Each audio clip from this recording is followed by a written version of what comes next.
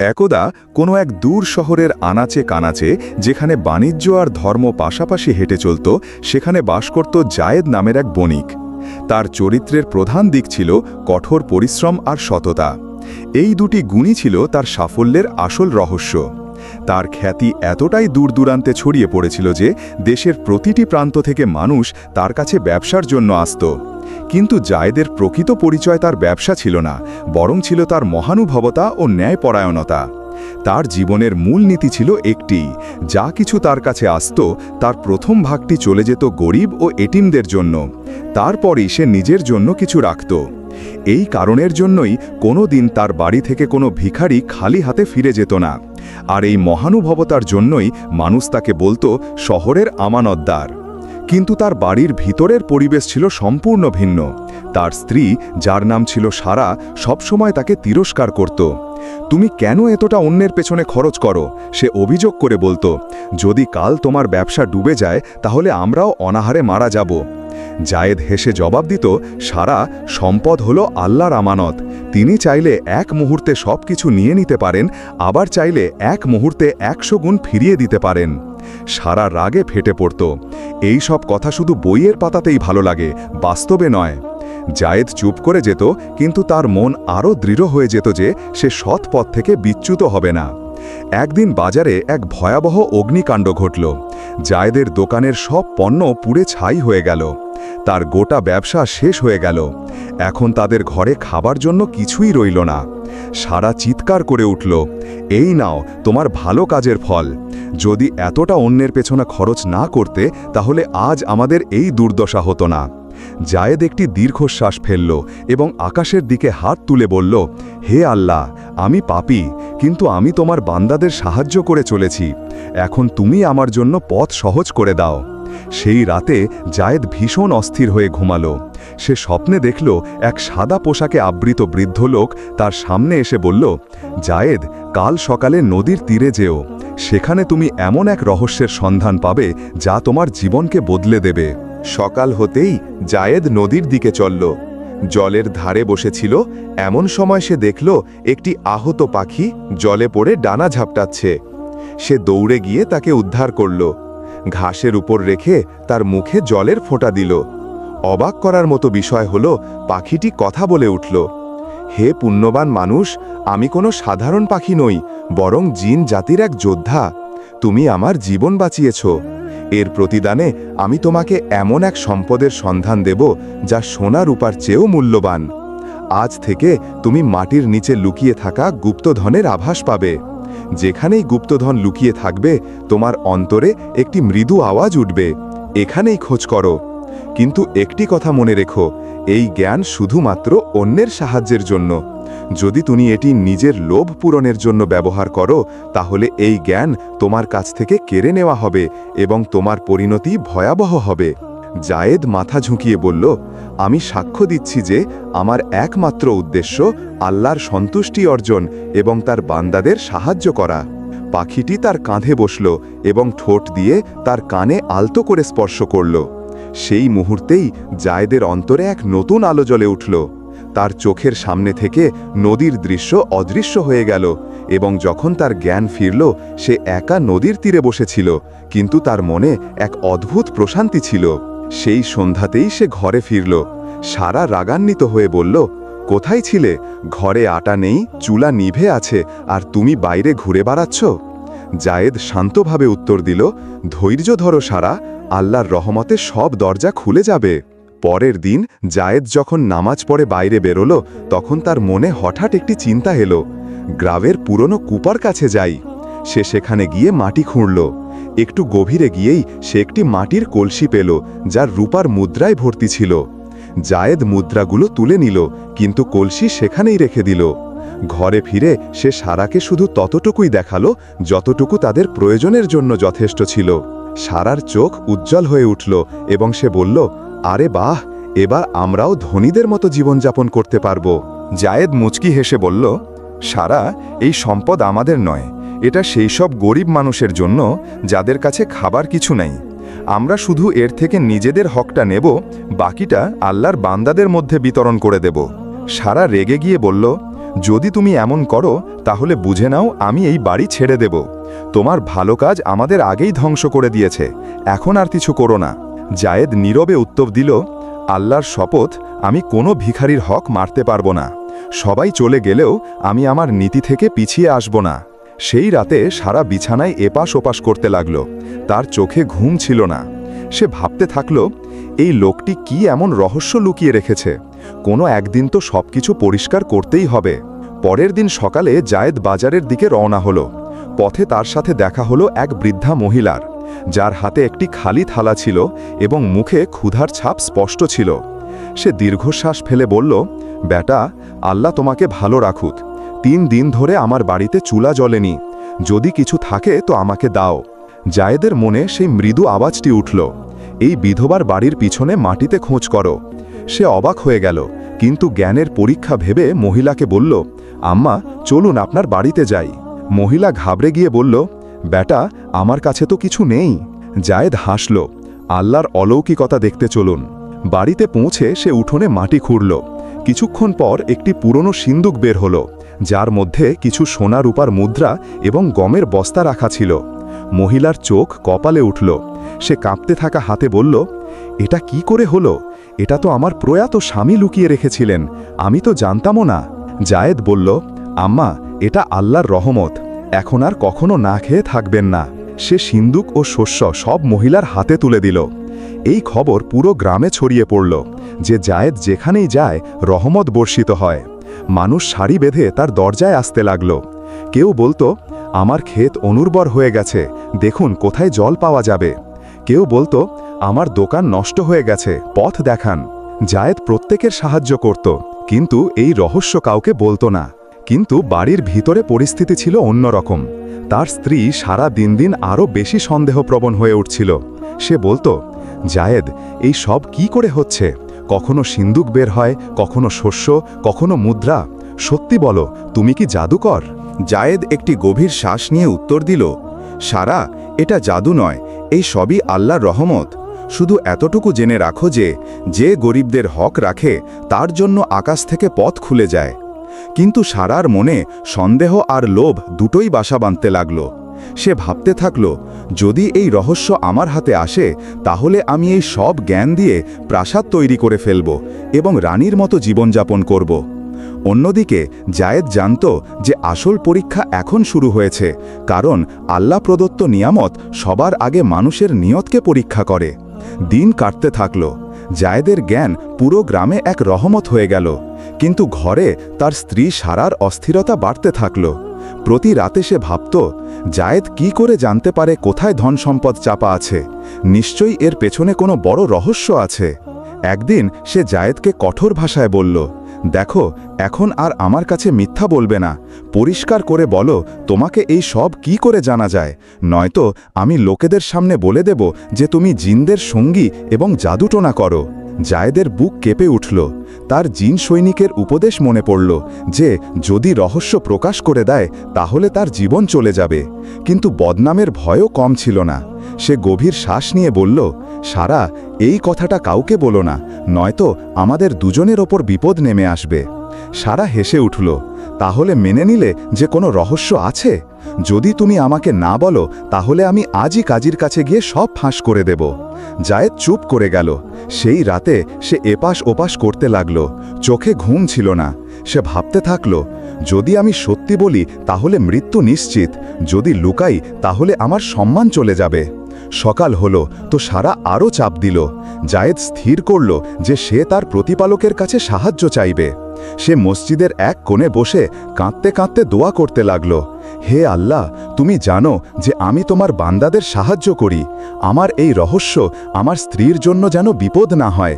আমাকে এমন পথ দেখাও যাতে তোমার নিয়ামতও কেড়ে নেওয়া না হয় এবং আমার স্ত্রীও পথভ্রষ্ট না হয়। সেই মুহূর্তে তার মনে একটি চিন্তা এলো, রহস্য প্রকাশ করো না, কিন্তু স্ত্রীকে তার গুরুত্ব দেখাও। তাকে বোঝাও যে সম্পদ দিয়ে নয়, ধৈর্য এবং কৃতজ্ঞতা দিয়েই জীবন সুন্দর হয়। জায়েদ ঘরে ফিরল এবং সারাকে বলল, আজ সন্ধ্যায় আমার সাথে চলো, আমি তোমাকে সেই জিনিস দেখাবো যা তোমার চোখ খুলে দেবে। সারার বিশ্বাস হয়ে গেল যে এবার রহস্য তার হাতে আসবে। সে খুশি হয়ে প্রস্তুত হয়ে গেল। সন্ধ্যায় জায়েদ তাকে গ্রামের বাইরে পুরনো মাঠে নিয়ে গেল। সেখানে একটি জায়গায় মাটি খুঁড়ল এবং সত্যিই সোনা রূপার মুদ্রায় ভরা একটি কলসি বের করল। সারার চোখ ঝলসে উঠল। সে ছুটে গিয়ে মুদ্রাগুলো তুলতে চাইল, কিন্তু জায়েদ তার হাত ধরে বলল, দাঁড়াও, দেখো আল্লাহর কেরামতি। এতটুকু বলে সে কাছে দাঁড়িয়ে থাকা একজন গরিব শ্রমিককে ডাকল এবং কলসিটি তার হাতে তুলে দিল। শ্রমিকের চোখ থেকে অশ্রু ঝরতে লাগল।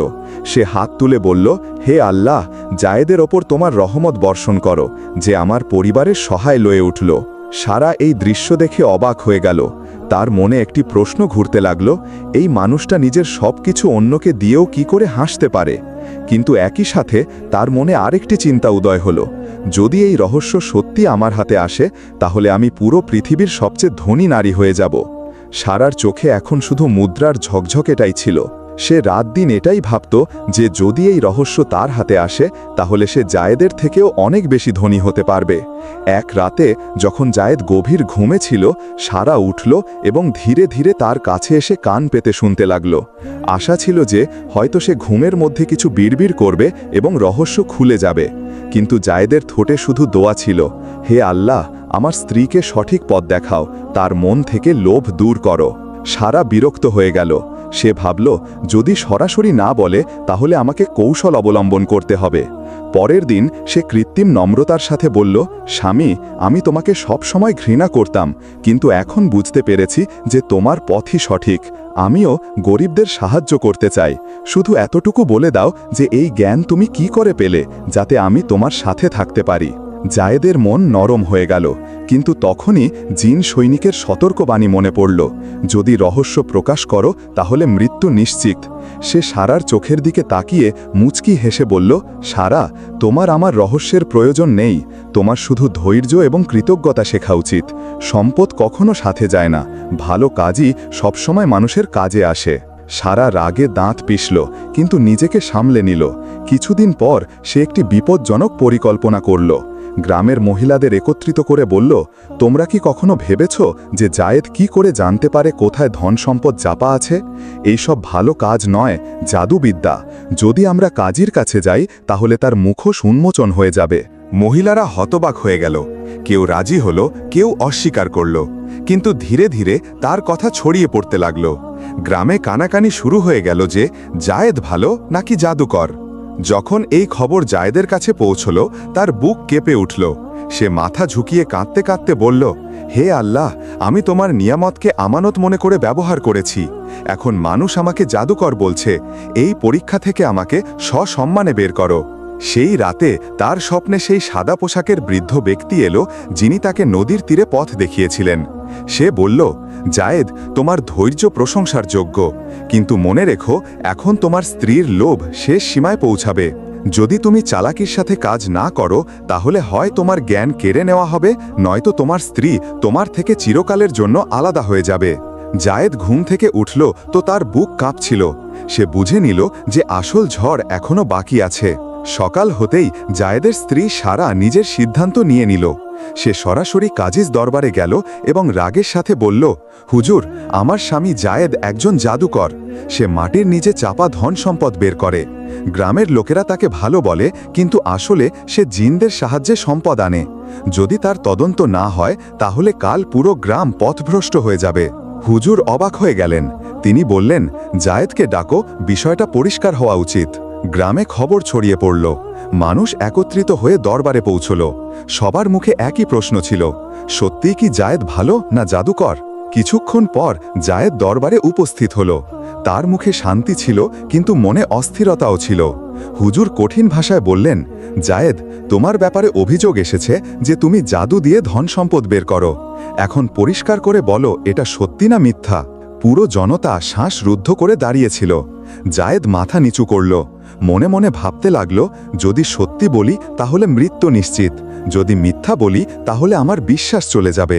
হে আল্লাহ, এখন তুমিই একমাত্র ভরসা।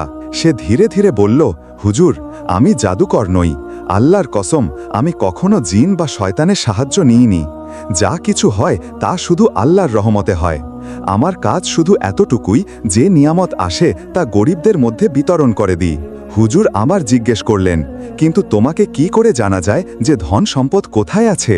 জায়েদ চুপ হয়ে গেল, তার চোখ ছলছল করে উঠল। সে ভাবল, যদি বলি তাহলে মৃত্যু সামনে, যদি চুপ থাকি তাহলে অভিযোগ প্রমাণিত হয়ে যাবে। ঠিক তখনই ভিড়ের মধ্যে থেকে সেই বৃদ্ধা বিধবা মহিলা উঠল, যার সাহায্য জায়েদ করেছিল। সে কাঁদতে কাঁদতে বলল, হুজুর, যদি এ জাদুকর হয় তাহলে পৃথিবীতে আর কেউ ভালো নয়। এ আমার ক্ষুধার্ত সন্তানদের পেট ভরার জন্য ধন সম্পদ আমার হাতে তুলে দিয়েছিল। জাদুকররা নিজের জিনিস নিজের কাছে রাখে, বিতরণ করে না। তারপর অনেক গরিব মানুষ দাঁড়িয়ে গেল। জায়েদ আমাদের শস্য দিয়েছে, আমাদের জন্য সরাইখানা তৈরি করিয়েছে, আমাদের বাচ্চাদের কাপড় পরিয়েছে। ভিড় গর্জন করে উঠল, জায়েদ ভালো, জায়েদ আমানতদার। হুজুর লম্বা শ্বাস নিলেন এবং বললেন, জায়েদ, আমি তোমাকে নির্দোষ ঘোষণা করছি। আল্লাহর কসম, তোমার কাজ ভালো, কিন্তু তোমাকে উপদেশ দিচ্ছি যে তোমার রহস্য কাউকে বলবে না, যত চাপই আসুক না কেন। গ্রামের মানুষ স্বস্তির নিঃশ্বাস নিল, কিন্তু জায়েদের স্ত্রীর মুখ লাল হয়ে উঠল। সে ভাবল, আজ এ বেঁচে গেল, কিন্তু আমি হার মানব না। যদি এই রহস্য আমার হাতে না আসে তাহলে আমি শান্তিতে থাকব না। দরবার থেকে ফেরার সময় জায়েদের স্ত্রীর সারার মুখ রাগে লাল ছিল। সে ভাবল, কাজীর আর গ্রামের মানুষ সবাই এর অনুসারী হয়ে গেল, কিন্তু আমি হার মানব না। যেভাবেই হোক এই রহস্য আমার হাতে আসবে। সেই রাতে সে নতুন জাল বিছালো। জায়েদকে মিষ্টি ভাষায় বলল, স্বামী, আমাকে কেন ঘৃণা করো? আমি তো তোমার জন্য কাজীর কাছে যাওয়ার পথ তৈরি করেছিলাম। যদি আমি সেখানে না যেতাম তাহলে মানুষ এমনিতেই কথা বানিয়ে বানিয়ে তোমাকে জাদুকর বলতে থাকত। আমি চেয়েছিলাম যাতে সব কিছু পরিষ্কার হয়ে যায়। এখন তুমি আমাকে তোমার রহস্য বলে দাও, আমি কসম খাচ্ছি যে কাউকে বলবো না। জায়েদ তার চোখের দিকে তাকালো। সে পরিষ্কার বুঝতে পারছিল যে এই মিষ্টি কথাগুলো লোভ আর ছলনায় ভরা। সে শান্তভাবে বলল, সারা, আমার কাছে তুমিই সবচেয়ে বড় সম্পদ, আমার আর কিছু দরকার নেই। কিন্তু আল্লাহর দেওয়া আমানত আমি কাউকে বলতে পারবো না, নয়তো সব শেষ হয়ে যাবে। সারা দাঁত কিড়মিড় করল আর ভাবল, এ সহজে রহস্য বলবে না। এখন আমাকে আরও কৌশল অবলম্বন করতে হবে। কিছুদিন পর গ্রামে দুর্ভিক্ষ নেমে এলো।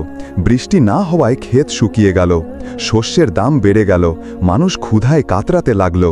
জায়েদ গরিবদের সাহায্য করা শুরু করে দিল। তার কাছে যা ছিল সব বিলিয়ে দিল। সারা চিৎকার করে উঠল, তুমি কি পাগল হয়ে গেছো? এখন কঠিন সময় আর তুমি সব সম্পদ গরিবদের বিলিয়ে দিচ্ছ। যদি কাল আমাদের কাছে খাবার কিছু না থাকে তাহলে কি হবে? জায়েদ হাসল, সারা, যতক্ষণ আল্লাহর জমিন আছে তার জীবিকাও আছে। আজ যদি আমরা অন্যের পেট ভরি তাহলে আল্লাহ আমাদেরও পেট ভরবেন। সারা ব্যঙ্গ করে বলল, আল্লাহ তোমাকে তো দেবে, কিন্তু আমাকে ক্ষুধায় মেরে ফেলবে। তোমার কাছে তোমার রহস্যের ভরসা আছে, আমার কি আছে? জায়েদ কোনো উত্তর দিল না, শুধু চুপচাপ আকাশের দিকে তাকালো। এই সময় সারা আরেকটি পরিকল্পনা করল। সে ভাবল, যদি আমি সরাসরি জানতে না পারি তাহলে অন্য কাউকে এই কাজে লাগাবো। যখন সে ধন সম্পদ বের করতে যাবে তখন সব রহস্য খুলে যাবে। সে কিছু লোভী মানুষকে ডাকল, যাদেরকে সে আগে জায়েদকে ধরিয়ে দিতে পাঠিয়েছিল। বলল, শোনো, জায়েদ কখনো রহস্য বলবে না, কিন্তু তার পিছু নিলে তোমরা প্রতিবার তাকে ধন সম্পদ বের করতে দেখবে। শুধু পরের বার যখন সে ধন সম্পদ বের করবে তাকে সেখানেই ছেড়ে দিয়ে আমার কাছে পৌঁছে দেবে। অর্ধেক তোমাদের, অর্ধেক আমার। সেই মানুষগুলো লোভে রাজি হয়ে গেল। কিন্তু সেই রাতে সারা একটি অদ্ভুত স্বপ্ন দেখল। সে দেখল যে তার বানানো প্রাসাদ মাটিতে ডুবে যাচ্ছে, আর সে সাহায্যের জন্য চিৎকার করছে, কিন্তু কেউ শুনছে না। চারপাশে অন্ধকার, আর শুধু গরিব মানুষ কাছে এসে বলছে, যেভাবে তুমি আমাদের হক থেকে আমাদের বঞ্চিত করেছ, ঠিক সেভাবেই আজ আল্লাহ তোমাকে বঞ্চিত করে দিল। সে ভয় পেয়ে জেগে উঠল, ঘামে ভিজেছিল, কিন্তু সকাল হতেই আবার তার মন লোভে ভরে গেল। কিছুদিন পর যখন জায়েদ গ্রামের বাইরে একটি এতিম বাচ্চার জন্য শস্য বের করছিল, সেই মানুষগুলো তার পিছু নিল। কিন্তু যেই তারা ধন সম্পদ তোলার চেষ্টা করল, মাটি হঠাৎ কেঁপে উঠল এবং কলসিটি ফেটে গেল। সোনা রূপা সবার চোখের সামনে ধুলোয় পরিণত হয়ে গেল। মানুষগুলো চিৎকার করে উঠল আর ছুটে পালালো। জায়েদ আকাশের দিকে তাকিয়ে বলল, হে আল্লাহ, তুমি আবার আমার আমানত রক্ষা করেছ। কিন্তু ঘরে ফিরে সে সারাকে বলল, সারা, এবার আর নয়। তোমার লোভ আমাদের দুজনকে ধ্বংস করে দেবে। আমি তোমাকে শেষবারের মতো বোঝাচ্ছি, সম্পদ দিয়ে নয়, ধৈর্য আর কৃতজ্ঞতা দিয়েই জীবন সুন্দর হয়। যদি তুমি আবারও এই রহস্যের পিছনে পড়ো, তাহলে আমি তোমাকে তালাক দিয়ে দেব, কারণ এবার থেকে আমার আর তোমার পথ আলাদা হবে। সারা এটা শুনে স্তব্ধ হয়ে গেল। প্রথমবারের মতো সে অনুভব করল যে সে নিজের লোভে শুধু নিজের স্বামীকেই নয়, নিজেকেও বিপদে ফেলে দিয়েছিল। জায়েদের কথা সারার মনে তীরের মতো বিঁধল। সে চুপচাপ বসে পড়ল, কিন্তু তার চোখ থেকে অশ্রু ঝরতে লাগল।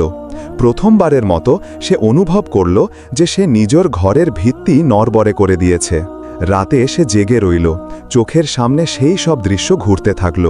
সেই গরিব আর এতিম যাদের জন্য জায়েদ সরাইখানা তৈরি করেছিল, সেই বিধবা যার বাড়িতে ধন সম্পদ দিয়ে সে ক্ষুধার্ত সন্তানদের বাঁচিয়েছিল, আর সেই অলৌকিক ঘটনা যখন পাখি দরবারে এসে তার পক্ষে সাক্ষ্য দিচ্ছিল।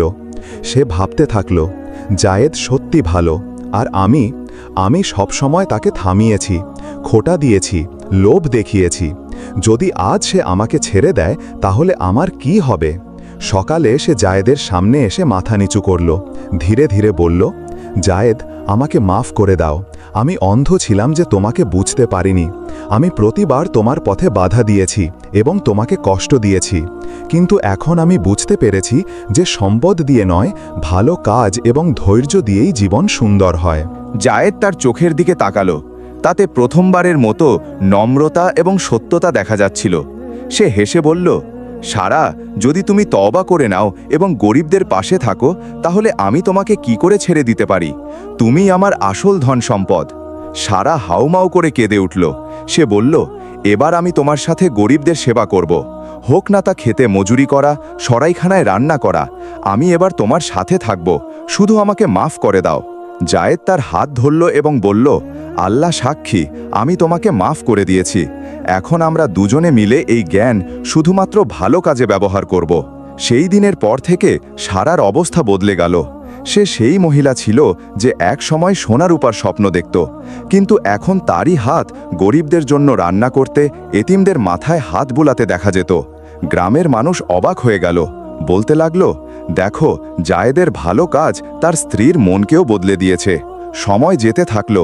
এখন জায়েদ এবং তার স্ত্রী সারা মিলে গরিব এবং এতিমদের সেবা করতে লাগলো। সরাইখানা সব সময় ভরা থাকত, যেখানে পথিকদের খাবার এবং আশ্রয় মিলত। খেতে কাজ করা শ্রমিকরা এখন একা ছিল না। সারা নিজে মহিলাদের সাথে কাঁধে কাঁধ মিলিয়ে পরিশ্রম করত। গ্রামে সবার মুখে এটাই আলোচনা ছিল, দেখো, জায়েদের ভালো কাজ তার স্ত্রীর মনকেও বদলে দিয়েছে। সময় যেতে থাকলো। এখন জায়েদ এবং তার স্ত্রী সারা মিলে গরিব এবং এতিমদের সেবা করতে লাগলো। সরাইখানা সব সময় ভরা থাকত, যেখানে পথিকদের খাবার এবং আশ্রয় মিলত। খেতে কাজ করা শ্রমিকরা এখন একা ছিল না। সারা নিজে মহিলাদের সাথে কাঁধে কাঁধ মিলিয়ে পরিশ্রম করত। গ্রামে সবার মুখে এটাই আলোচনা ছিল, জায়েদ আর তার স্ত্রী দুজনেই এখন আসল ধনী। তাদের কাছে সোনা রূপা কম হতে পারে, কিন্তু মনের সম্পদ সবচেয়ে বেশি। সারার চোখ থেকে এখন লোভের চকচকেটা মুছে গিয়েছিল। তার জায়গায় কৃতজ্ঞতা এবং শান্তি এসেছিল। প্রায় সে বলতো, জায়েদ, যদি কখনো আমি তোমার সাথে ঝগড়া করতাম, খোঁটা দিতাম এবং লোভ দেখাতাম, তাহলে সেটা আমার বোকামি ছিল। কিন্তু এখন আমি বুঝতে পেরেছি যে সম্পদ হাতের ময়লা, আসল সম্পদ সেই দোয়াগুলো যা গরিবদের মুখ থেকে বের হয়। জায়েদ হেসে উত্তর দিত, সারা, আল্লাহ তোমার মনকে বদলে দিয়েছে, এটাই তার সবচেয়ে বড় রহমত। একদিন সেই পাখিটি আবার তাদের বাড়ির ছাদে এসে বসল। সে বলল, জায়েদ, তুমি আমানতকে রক্ষা করেছ এবং ধৈর্য ধারণ করেছ, আর তুমি, হে নারী, তুমি তোমার লোভ থেকে তওবা করেছ। এখন আল্লাহর তরফ থেকে তোমাদের জন্য এই সুসংবাদ আছে। এই জ্ঞান কিয়ামত পর্যন্ত তোমাদের সৎ বংশধরদের মধ্যে চলতে থাকবে, কিন্তু মনে রেখো, এর ব্যবহার শুধুমাত্র মানুষের সেবার জন্য হবে। দুজনের চোখ অশ্রুপূর্ণ হয়ে গেল। সেই দিন থেকে গ্রামে কেউ না খেয়ে থাকত না, কেউ গৃহহীন থাকত না। জায়েদ এবং তার স্ত্রীর উদাহরণ প্রতিটি বাড়িতে দেওয়া হতো। মানুষ বলতো, সম্পদের আসল আনন্দ তখনই যখন তা সবার কাজে আসে, আর ভালো কাজের আসল ফল তখনই যখন মানুষ ধৈর্য এবং কৃতজ্ঞতায় অবিচল থাকে। গল্প এখানে শেষ হয়, কিন্তু এর উপদেশ থেকে যায়। লোভ মানুষকে অন্ধ করে দেয় এবং ধৈর্য মানুষকে সেই সম্পদ দেয় যা সোনা রূপার থেকেও অনেক বেশি মূল্যবান।